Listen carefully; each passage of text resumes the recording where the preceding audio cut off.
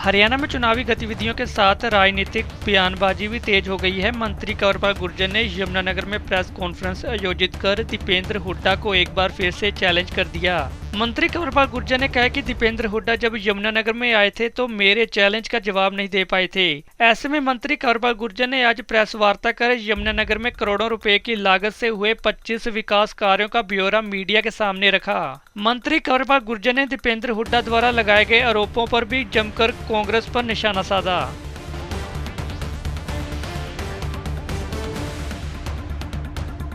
दीपेंद्र हुड्डा जी यहाँ पे press conference करके गए और वैसे भी पूरे प्रदेश में उन्होंने एक अभियान चलाया और वो पूछ रहे हैं कि भाई भारतीय जनता पार्टी ने का जो 10 साल का शासन है वो उसमें जवाब देंगे उन्होंने क्या क्या काम किया, विकास के क्या काम किए। तो उसी के लिए आज मैं आपके सामने मुखातिब हूँ कि कुछ मोटे मोटे काम, क्योंकि अगर सारी बात कही जाएगी तो मेरे ख्याल के शायद वो ना छप सकती है और ना ही आप दिखा सकते हैं, क्योंकि वो बहुत ज़्यादा है। लेकिन कुछ मोटे मोटे काम मैं आपके सामने अभी गिनाने लग रहा हूँ कि क्या क्या काम भारतीय जनता पार्टी की सरकार ने किए हैं। सबसे पहले सारा का सारा काम होगा तो वो सारे के सारे काम हमारे टाइम में हैं। अभी मेरे किसी पत्रकार साथी ने दीपेंद्र हुड्डा जी से बात पूछी थी कि कंवरपाल ने बार बार ये बात कही कि आप 5 काम ऐसे बताओ जो जिले के लिए किए, लेकिन वो कोई बता नहीं सके। वो केवल एक काम बता रहे, thermal plant. Thermal plant Yamunanagar जिले के लिए नहीं है, थर्मल प्लांट पूरे हरियाणा के लिए है। जो भी उसमें बिजली बनेगी तो वो सारी की सारी ग्रिड में जाके और ग्रिड में से ही फिर हमारे पास वो वापस आएगी। जो हमारा शेयर होगा वही वापस आएगा।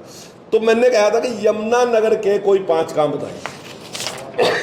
मैंने अभी आपको जो काम बताए तो मेरा ख्याल के 1 2 3 4 लगभग 25 से ज़्यादा है। मैंने 25 की बात की थी कि वो 5 कहें, हम 25 बताओगे। मैंने आज आपको 25 की सूची दे दी, तो अगर दूसरी बार वो आवा तो आप उनसे 5 की सूची ले लियो कि कौन से 5 काम उन्होंने किए, वो सूची दे दे 5 की। अगर उन्होंने 5 की दे दी तो अगली बार में 50 की सूची आपको फिर दे दूंगा, क्योंकि इतने काम है कि मैं समझता हूं कि आपको भी दिखाने के लिए मुश्किल है।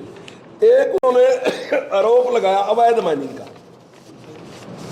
तो मैं पहले उनसे पूछना चाहता हूं कि उन्होंने माइनिंग पे रोक क्यों लगाई, बंद क्यों किया माइनिंग। जब उनकी सरकार थी तो उनकी सरकार ने माइनिंग के ऊपर रोक लगाई थी। वो उसका कारण बताया कि क्यों रोक लगाई थी। सभी नियमों को एक तरफ रख दिया,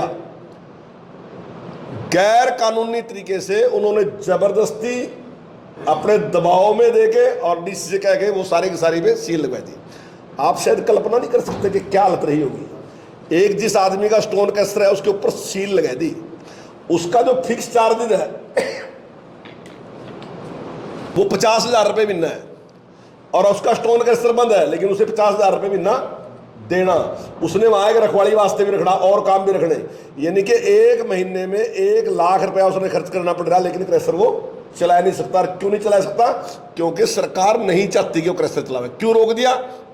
लोगों का कहना यह है कि इनके जो आदमी थे उन्होंने राजस्थान के ठेके ले लिए, तो इसलिए यहाँ की माइनिंग बंद कर दी। क्यों कर दी यहाँ की माइनिंग? आप पता कर लो ये कि दिल्ली में सबसे पहले जो माल बिकता है वो हमारे यहाँ का बिकता है, क्योंकि हमारे यहाँ का रेत जो है उसकी क्वालिटी सबसे अच्छी है और हमारे यहाँ जो बजरी की क्वालिटी है वो हमारे यहाँ सबसे अच्छी। हमारा पत्थर सख्त है, वो तोड़ने के बाद उसकी क्वालिटी बढ़िया, इसलिए उनको लाभ पहुँचाने के लिए हमारे यहाँ का बिजनेस चौपट कर दिया। शायद आप कल्पना नहीं कर सकते कि माइनिंग बंद होने के क्या परिणाम होते हैं। मैं आपको छुआ होगी जहाँ राज है। आज कोई 90 हलकों में 1 हल्का भी ये बात नहीं कह सकता कि हमारी डेवलपमेंट नहीं होगी। उन्हें पता कि अगर मेरी जरूरत है और मैं सरकार से कहूँगा तो सरकार उस काम को करेगी। तो इस तरीके से सरकार ने इन 10 साल में जो काम किए, मैं छोटी सी एक जैसा उन्होंने हिसाब मांगा तो मैं समझता था कि मेरी ड्यूटी है कि मैं आपके सामने आ गया, क्योंकि आप ही एक ऐसा माध्यम है जिसके माध्यम से